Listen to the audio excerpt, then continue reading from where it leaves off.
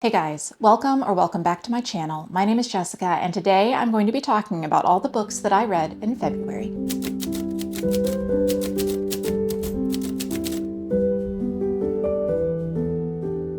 I would describe the theme of my reading month to be comfort. This was kind of a rough month for me. I scrapped about half of my TBR that I had set because I just could not get myself to read anything that was extremely heavy or extremely dark. And when I feel that way, when I feel that things are dark, or when I feel like things personally for me are not where I would like them to be, what I do is I turn to books that are comforting. And so a lot of the books that I read this month are books that have themes of comfort for me personally, and we're going to talk about that as I go through all the books that I read this month. And we're going to start with my favorite book of the month, which is a return to a comforting world and a comforting series. I did read the last book in the Emily Wilde series, which is Emily Wilde's Compendium of Lost Tales by Heather Fawcett. This is, bar none, my absolute favorite romantasy series that I have ever read. I have to tell you guys that I have been feeling a little bit like, even though I like romance and I love fantasy, romantasy was not for me because so many of the heavy hitters of the genre have just really not worked for me. But this one is perfect, and I think the thing that makes the difference is the kind of romance that it contains. I read this as a buddy read with Chelsea from Libraries and Lattes, and I know we both had a great time returning to this world that we have both loved so much, so that was really great. Thank you, Chelsea. So when I talk about this month being about comfort, this series really exemplifies that for me. Our main character in this book is Emily, and Emily is a dryadologist, which means that she studies fairies at a university. Her love interest is Wendell. Wendell is a mild sort of rival professor at the same university. He's very funny, he's snarky, he loves to sew. And one thing I can tell you about Wendell is that he absolutely adores Emily. Emily and Wendell have a relationship that is very much a slow burn. I don't even know if Emily has admitted her feelings for him by the end of the first book. In this book, they are an established couple, but there's still this sense that Emily is still holding some parts of herself back. And what I love about their relationship is that it is wholly without drama. You never doubt their affection for each other, even if Emily can sometimes be a little bit prickly. You know that there's not going to be drama. There's not going to be an unnecessary third act breakup. They're just going to work through the problems that normal people have in a relationship that is healthy and whole, and they're going to do it in a really wholesome way. In short, I would say they act like adults, and that is extremely refreshing in the romance or romantasy genre. There are so many books where I do not feel like we are perpetuating healthy relationships or the healthy idea of what it should look like to be in a relationship, because we sacrifice that, I think, for the drama. And I'm kind of past that point in my life, I think. And so this book really speaks to me on a different level from a lot of those other books. The side characters in these books are also really lovable. In this book, we return to side characters from both of the first two books. So a little bit of fan service, we get to see them all again. And they are still wonderful and lovely and comforting. And everything in this is just so lovely, except the fairies. This book mostly takes place inside Fairy itself, and the fairies are dark, they are grotesque, they are not sexy fairies for the most part. And that worked for me too, because you have this, kind of fluffy, funny, sweet relationship, but you also have all of this darkness that's in the background, and they're going to be able to overcome it, you just don't know how. This book also has a fairy cat, which I really enjoyed. There was a lot of stuff about the cat, just basically being a cat, and how the cat belongs to Wendell, and Emily, not a fan of the cat, but she puts up with him for the sake of Wendell. And of course, we have Emily's companion, a very large dog whose name is Shadow, who again appears extensively in this book. So in each of these books, Emily is doing a different academic work. So in the first book, we have her Encyclopedia of Fairies, and then we have her map that she's making of the other lands. And in this book, we have the Compendium of Lost Tales. So she's writing a book of stories from Fairy. And I really loved that part. These books are very kind of like quasi-academic. We have a lot of footnotes and things like that, which I really enjoy. But this volume also had a lot of stories that were about Fairy that relate to the story in some way, or sometimes they don't. And I really loved that. I thought they were so well done. I am so impressed with Heather Fawcett as an author, because these books all came out pretty close together. And a lot of times when you have books that come out, one a year, the quality increasingly gets worse, I feel, and she did such a great job. Do I think that this book was as good as the other two? I feel like probably not quite as good as the other two. We don't have as much time with Emily Wendell in this book as we do in the other two, so that was missing a little bit. And I thought that it wasn't quite as good as the other two. But having said that, the series as a whole is a 5-star series for me. Even if this book might be a 4 or 4.5 star, I'm going to give it a 5 because it is the conclusion of one of my favorite series. And if you haven't read this and you enjoy the idea of this kind of mature relationship, a more mature love, I would definitely recommend that. Or if you like darker fairy stories, I also think it would be good for that. This is not wholly a romance. If you don't like romance, chances are you would probably still like this book. I'm talking about the romance a lot because I feel like it's so different from what we usually see in romantasy, but I think that it could be totally enjoyed by somebody who's not there just for the romance. Even my least favorite book of the month still had the theme of comfort, and I cannot say was a bad read for me. I am somebody who finds a lot of comfort in mysteries. I have been reading mysteries my whole life. I started with Nancy Drews. I moved on to reading all the Agatha Christie's that the library had, and I've spent a lot of time reading mystery, and mystery is very much a comfort genre for me. I don't mean thrillers. I mean, something in between a cozy mystery and kind of a classic British mystery. Those are kind of the things that really bring me comfort. So I picked up a blind date with a book, and I do have a vlog on this that I will link down below, and I'm not going to go into a lot of detail on this because I have already reviewed it pretty extensively. But I did read Lending a Paw by Laurie Cass. This is the story of Minnie, or Minerva. She is a librarian, and she has just started a bookmobile for her small town library. She has recently adopted a stray cat. His name is Eddie. And Eddie, like all cats in cozy mystery novels, has a real talent for sniffing out dead bodies and murder weapons and, rescuing people from danger when they've been kidnapped, that kind of thing. Eddie, he's a pretty cool cat, right? I thought this was fine. I gave it, I think I'm going to land on a 2.5 star, but I'm not necessarily saying I think it was a bad book. I just think that for me, it was, the stakes felt low. There were a lot of characters whose names I couldn't remember. And the mystery itself was a little bit unsatisfying. But having said that, just being inside this cozy small town with this cozy library and this cozy bookmobile and cats, the librarian, she lives on a houseboat. Cute. Love it. I really enjoyed that. I had a good time. I'm not going to continue this series, but if you are looking for something with a similar theme, I'm not necessarily going to say you could go wrong with this. So even though it was my least favorite of the month, it was still something that I really enjoyed and brought me some comfort. So now I'm going to go through the rest of the books that I read the month in chronological order from when I read them. And the first book that I read in the month was actually Swordheart by T. Kingfisher. Swordheart is the story of Hala. Hala is a widow. I think she's in maybe her early 40s, and she has recently inherited a house and an estate from her deceased husband's uncle. His relatives are not happy with this, and they have devised a scheme where she is going to marry one of them so that it stays in the family. And when she doesn't go along with that, they lock her in her room. So things are not going great for Hala. And, determined to end it all, she pulls an old sword, a decorative sword, off the wall of her bedroom that has been there for years. And to her surprise, when she pulls the sword down, she finds that it has been replaced by a man, because there is a man who can transform into a sword. His name is Sarkis. He is a warrior. He's been there for hundreds of years. He is very much the kind of stereotypical big manly man, kind of barbarian warrior kind of character. I don't really know how to describe him exactly. Hala herself is very funny. She's got a little bit of neurodivergence. She is not really sure what she wants to do now that she's on her own and she no longer has to take care of her husband's uncle. So he decides that he's going to rescue her from her family. They escape from the house and they set off on a journey to try and secure her inheritance and then keep her safe from a marriage that she does not want. And there's a lot more stuff that goes into this. They end up on a really long journey on the road. This book is over 400 pages long, which is a little bit long for T. Kingfisher. But it was comforting because T. Kingfisher is one of my comfort authors. T. Kingfisher is one of my favorite authors.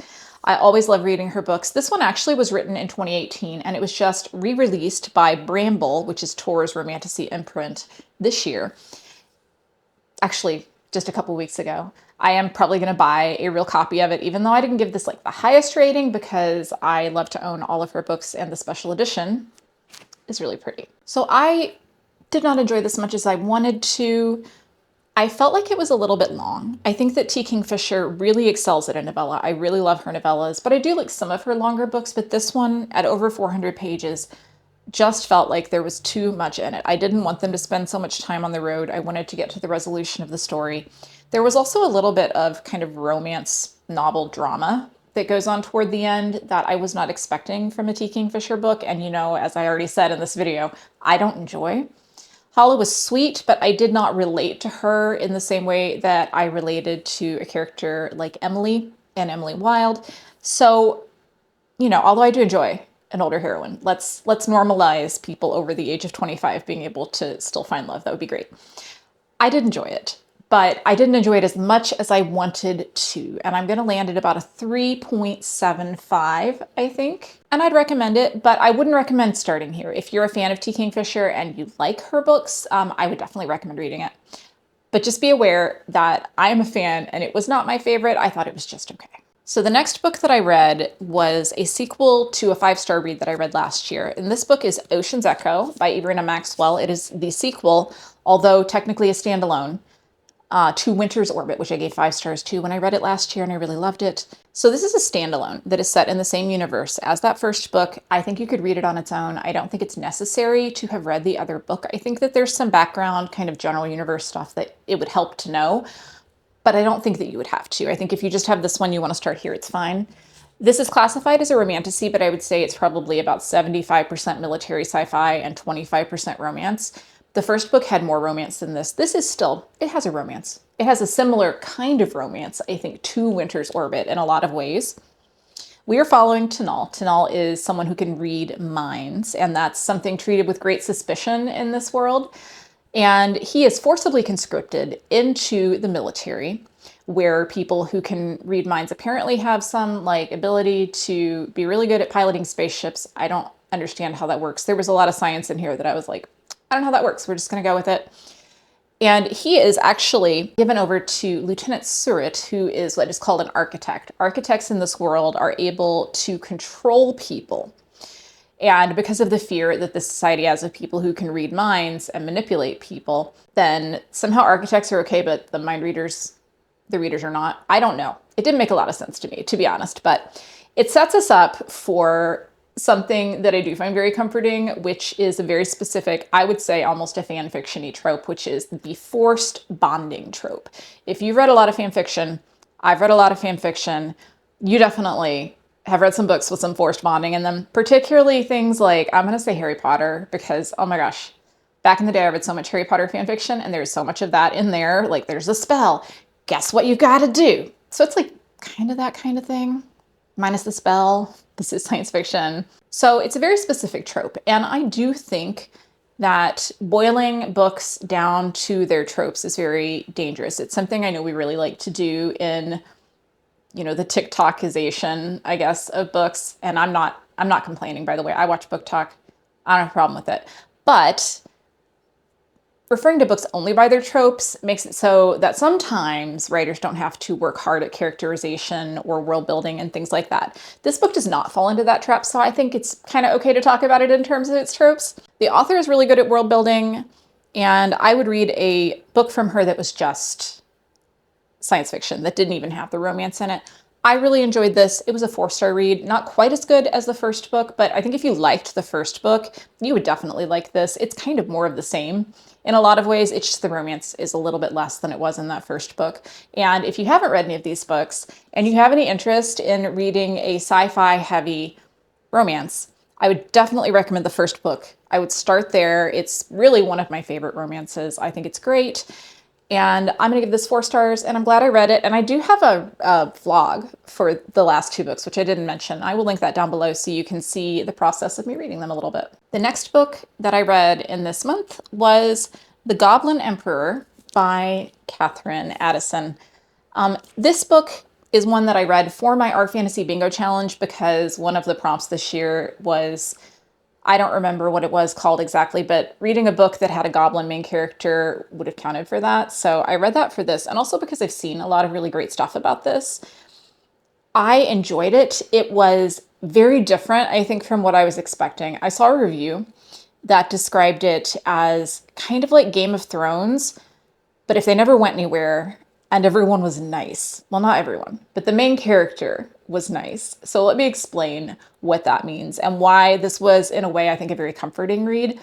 Our main character is Maya. Maya is a half goblin who is a son of the emperor who has been kind of banished to an island with an abusive caretaker to live out his days and never, come to court and interfere with his father and his brothers and everything they're trying to do there.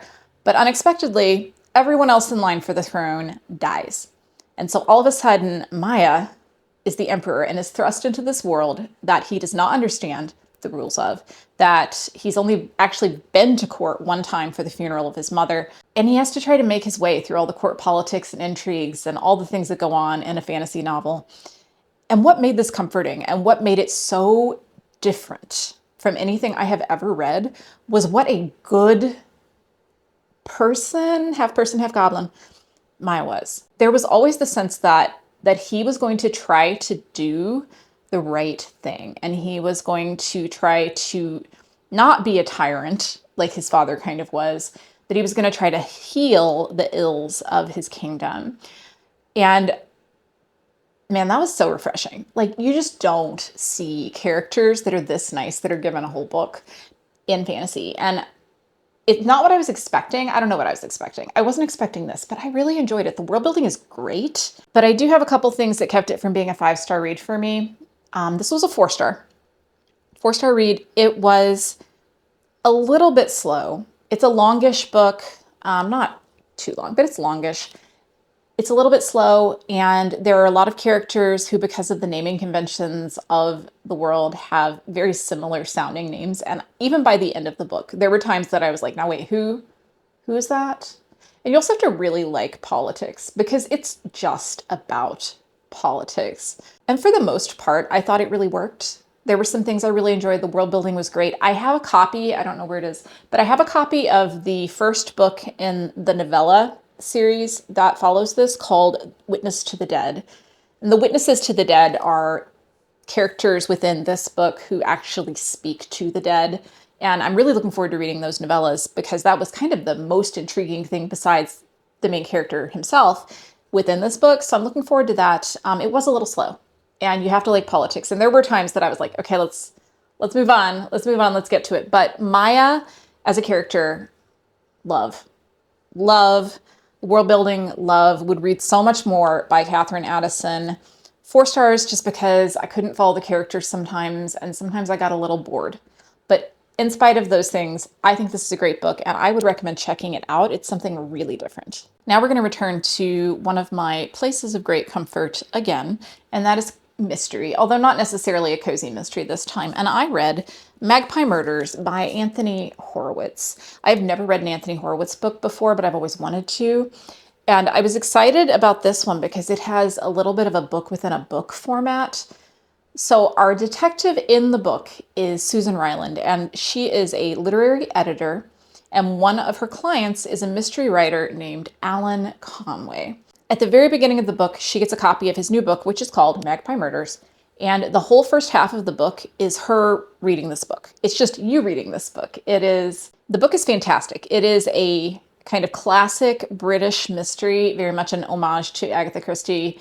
We have a main character who just basically could be Hercule Poirot, I feel like.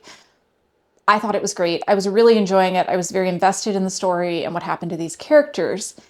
And I think that's kind of where I ran into a little bit of trouble with this book, because you get to halfway through, and halfway through the book. So I'm going to show you where the split is. So this half is cozy British mystery, and this half is the mystery of where basically the end of this book is and what has happened to the mystery writer. I'm not going to spoil it any more than that. So as you can see, this is almost a 500-page book. So you get about halfway through, And then you're kind of thrown out of the book and back into this world where you're following Susan, who is our literary editor, who's like, somehow becomes, she somehow starts trying to solve a mystery, a murder mystery. And this is the part where the book lost me. First of all, I think that once I got to this place, I just wanted to finish that story. And I really did not want to start an entire another book from scratch. I really feel like I read 2 books in reading this because I did. And then Susan herself was just one of the most boring protagonists that I have. She's got a hot Greek boyfriend who she's very kind of, I don't know about. She has a life that, I don't know. She was just very meh. She was very meh.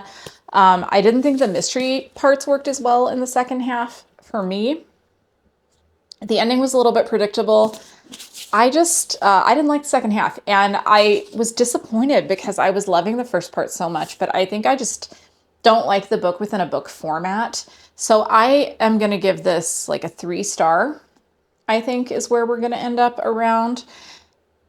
I would read more. I would read more Anthony Horowitz. I really enjoyed his writing. It's not a criticism. I think this book just didn't work for me. I'm not going to be continuing the series, I don't feel like, because I don't want to read any more about Susan, because I really didn't care about Susan. But there are, I think, at least 2 more books in this series. There might be one that either just came out or is coming out soon. But overall, it's not really a recommend for me, but I would recommend checking out the author. And yeah, so I don't know if that's an unpopular opinion, but that's how I felt about this book. Now I have one more book that I read in February. It was a low reading month for me. I read 7 books, which is less than I usually read. But as I said, it was kind of a tough month. And in hopes of finding some comfort, I did get another blind date with a book, and this one said that it was basically a cozy fantasy, which I would describe it more as a sci-fi, but it is In the Lives of Puppets by TJ Klune. And again, I have a reading vlog for this. I will link it down below. I'm not going to go into too much detail here, but I'm going to land at somewhere between a 3.5 and a 4-star rating for this book. TJ Klune I love. I love him as a writer. House in the Cerulean Sea, Under the Whispering Door, all-time favorite books for me. This one didn't work quite as well. We are following a human named Vic, who has been raised by an android named Geo, which is short for Geppetto, because yes, this is kind of a Pinocchio retelling, but also kind of not, I don't know, kind of loses the Pinocchio part toward the end, I think. He has 2 robot friends that he has rescued. One of them is a Roomba named Rambo, who has really bad anxiety. And the other one is a nurse robot named Nurse Ratchet, who has some real sociopathic tendencies, and they are both super, super lovable. I adored them. I loved all of their interactions. I just want a book about the robots. That's what I want. Those 2 robots, would follow them, would watch a movie about them. That's how much I love these robots. So we don't really know why Vic has been raised by Geo. We don't really know what has happened to all the other humans. We know there's been some kind of a robot uprising thing. It's not clear. We do get answers toward the end of the book to that question. And for me, they didn't really hang together as well as I wanted them to. I just felt like maybe the sci-fi world building was not enough for me as someone who reads a lot of sci-fi. I think that might be a me problem. There is a romance, a pretty kind of in the background romance between Vic and a android named Hap, who he saves. And I did not like that romance. I felt that Vic was written very young. I thought that Hap was also written very young, probably because he's lost his memory. But again, I did not care about their romance. And I feel like if you're going to like this book, a lot of it depends on whether you're going to like that romance and the world building. But as I said, I mean, my entire rating is basically for the first half of the book, when we're spending a lot of time hanging out with my robot buddies in the tree house full of abandoned, parts and technology. And they're all hanging out and they're watching, old 1930s musicals and singing all the lyrics to the songs from Top Hat. I mean, I was like super into that, okay? I just didn't like the second half. So it's kind of where I am with that. You can watch my blog if you want to hear more of my feelings about that. But I did really enjoy that. It was cozy and it was enjoyable. And I didn't have a bad time reading it. So there you have it. All 7 books that I read in February. I had an okay reading month, I would say. There are some books I didn't get to that I really wanted to read that I'm going to put back on my list and get to later. But in general, I would say that my reading helped me in a month where I wasn't feeling great to get to a place where I'm feeling a lot better. And isn't that why we all read and we love reading. And I mean, for me, that's why I read, because of the places it can take me and the effects that it can have. And yeah, I think it was a good month. Please leave me a comment and let me know your favorite things that you read in the month of February, because I would like to check them out. I hope that you all have a fantastic day, and I will see you in the next video. Goodbye.